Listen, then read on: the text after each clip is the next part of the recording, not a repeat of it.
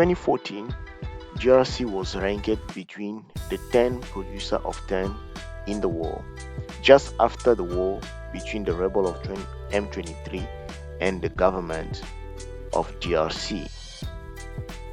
African tin mining is concentrated in the DRC, Uganda, Burundi, Rwanda, and Nigeria, while some industrial mines exist such as Rutango mine in Rwanda.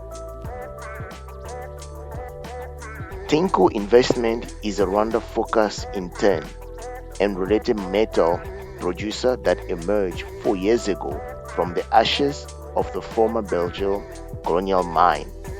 The company itself was created about 18 months ago, and production was reestablished at 5 of the Rwanda's largest historical mines.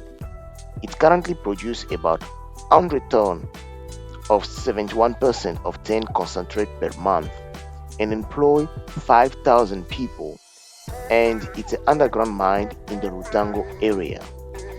It is, according to the CEO Brian Menal, the largest private sector employee in Rwanda and the largest mine.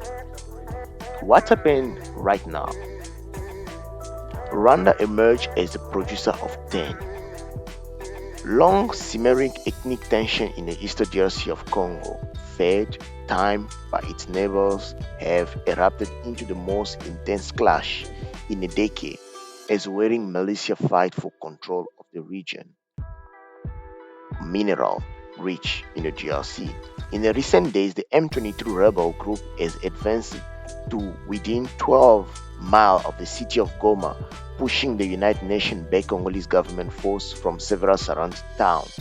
More than 2 million people are suffering shortage of food, fuel, and result of fighting. The M23 group estimates to have 2,000 men under arm and backed by neighboring Rwanda and Uganda, is seeking greater influence in the country that is home to the world's largest deposit of tantalum, used in a smartphone and personal computer. The advance raised the prospect that M23 and its foreign allies could dominate a region that also produces tin, gold, and coltan and exacerbate a humanitarian situation in a country that already hosts more displaced people than any other in Africa. M23 say it is fighting to defend Congolese Tutsi, Rwanda-dominant ethnic group, against ethnic Hutu militia. Its rise has helped transform Rwanda, which produces little tantalum, into the world's second largest exporter of the rare blue rare metal, because it controls informal supply chain that funnel the Congolese mine mineral across the border. Researchers and the UN investigate say Congo accused Rwanda President Paul Kagame, a Tutsi, of using the group to seize control of the region mineral. Mr. Kagame say M23 is a Congolese group fighting for legitimate political rights and has ignored international pleas to halt its support for the rebel group, which is led by a commander who previously served in the Rwanda army. Uganda was ordered in February by the International Court of Justice to pay Congo 322 million in reparation for its role in the plundering of the country's resources. Regional diplomats and analysts say the latest fighting was triggered when Congolese President Felix Tshisekedi allowed Uganda to deploy troops to conduct joint operation against Islamic State affiliate Allied Democratic Force, the ADF, operating in the Congo last year. The move pressured Rwanda, which competes with Uganda over the control of Congo mineral riches, to intervene according to the International Crisis Group. In Goma, food stocks are running low after rebels cut off the main highway to the north, sending price of staples from beans to fish spiraling. Sporadic protests have erupted, with hundreds of demonstrators attacking military and the UN installation to protest against the army failure to defeat the rebel. The battle for Goma, which has already uprooted more than 2 160,000 people from the home could reunite regional rivalries and revive other local insurgents.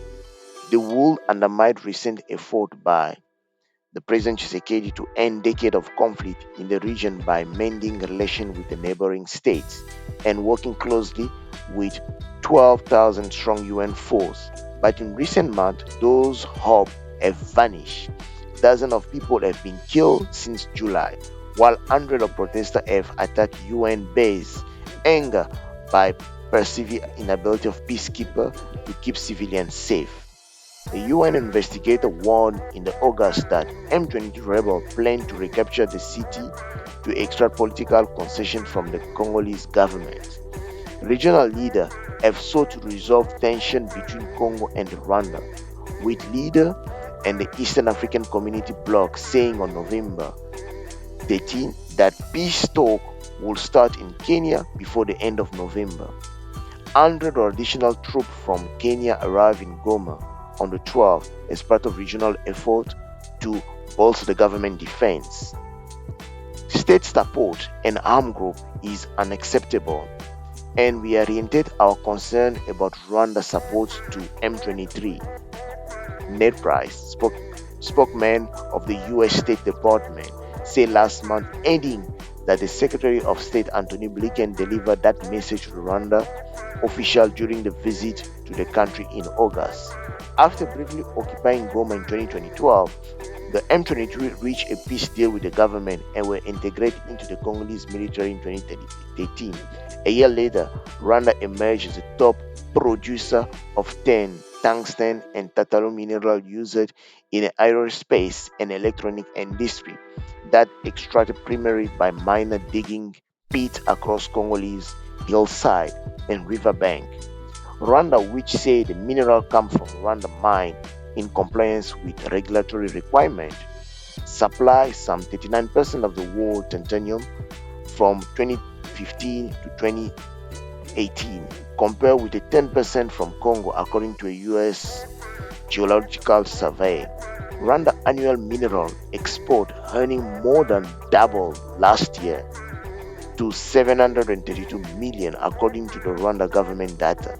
In Uganda, gold exports have also surged in the past decade, overtaking coffee as the country leading export commodity. For the first time, the UN estimates that more than 90% of the mineral out of Congo are smuggled into Uganda, Rwanda, and Burundi. The M23 are not rebel. They were sent in Congo by Kagame because of his objective is to get hold of Congolese mineral. Congolese opposition leader Martin Fayulu said in a recent interview with the German television state station DW, Uganda doesn't want to stay beyond. It also wants a portion of Congolese resources. The question is to ask what the government of DRC can do. What is the next step for the president of DRC? Last week in Angola, a peace ceasefire accord was reached between the government of DRC and Rwanda, who deny supporting the M23 but is the one who signed the agreement. As far as will follow, Rwanda emerged as the top producer of tin. See you next time.